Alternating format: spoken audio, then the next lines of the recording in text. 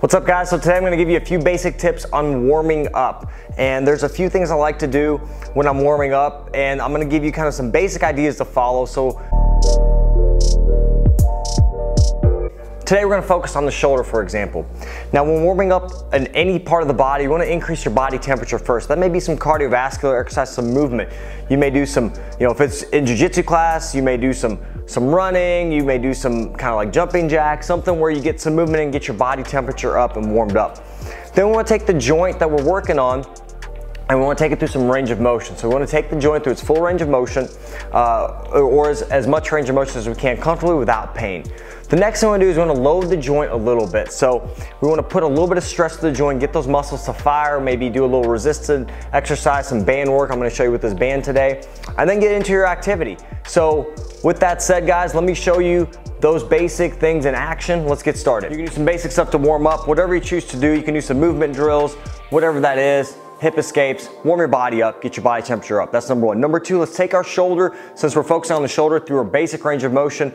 Without fail, one of my go-tos are controlled articular rotations. These are great for warming up the tissue, getting your mind and body kind of activated, getting everything working together, all right? So controlled articular rotations, or CARs, are basically shoulder circles. What we want to do is we want to kind of bring our attention to our shoulder. We're going to start with the palm up. If you've seen some of my previous videos or my warm-up videos, you'll see this exercise in there. Palm up, take a big breath in your belly and trap some air in there. We're going to go up as far as we can. Then what we're going to do, once we're at the top, we're going to rotate our arm like we're screwing in a light bulb. We're going to keep turning our arm without rotating our body. Keep turning, keep turning, keep turning.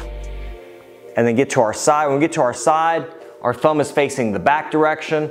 I'll show you again from this angle and then another angle. We're going to go back. Keep the shoulder down. Again, take a nice breath in our belly. As big a circle as we can. Avoid any painful ranges. So if you feel like you're tight or you have some pain, you may want to go a wider circle initially, then a larger circle the next time. Let me show you from this angle here. Big breath in our belly. Keep the shoulder down, going up. Once we get to overhead, we're going to twist or rotate our body. So basically we're going to internal rotation now. Keep rotating, keep rotating, keep rotating. To our side, one more time, going back, down, and don't rotate our body, and across. 3 to 5 each way. So the next thing we're gonna do is we're gonna put a little resistance against that shoulder. We're gonna let it activate. I'm gonna use my band here, simple exercise, squeezing shoulder blades, doing some external rotation, resisted band pulls this way. Again, keeping my shoulders down, pulling apart, a favorite of mine. I like to do pull aparts. You got those. Very easy, have a TheraBand, you can do that. The other one you can do kind of around the worlds or overhead and down. So here, and coming back, and you can also do these with a belt, okay? Again, keeping the shoulders down, 3 to 5 circles. And the other thing I didn't really mention, but you wanna load the joint. So if you wanna do some push-ups or some basic planks, something where you load the joint, give the joint a little bit of feedback, I'll show you a basic plank or a push-up.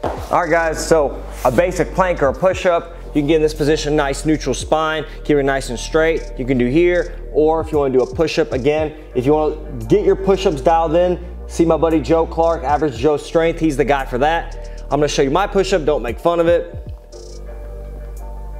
Okay? How many ever you want to do is fine. Or the other thing you can do some bear crawls, you can do some inchworms, anything like that. You can even do some movement drills where, some jiu-jitsu specific movements where you work into that way.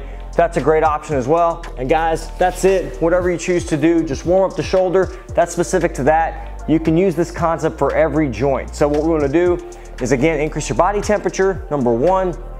Number two, take the joint through its range of motion. Number three, we want to give it a little bit of resistance. Number four, we want to load the joint. And then, I didn't mention this, but number 5, do your activity, work into it slowly. I always recommend doing a flow roll or something really light if you're getting into jiu-jitsu. Or if you're doing like a bench press, do a bench press very lightweight, something you can knock out like 10 to 15 times. So, I'm a little out of breath. All right guys, so that's it guys.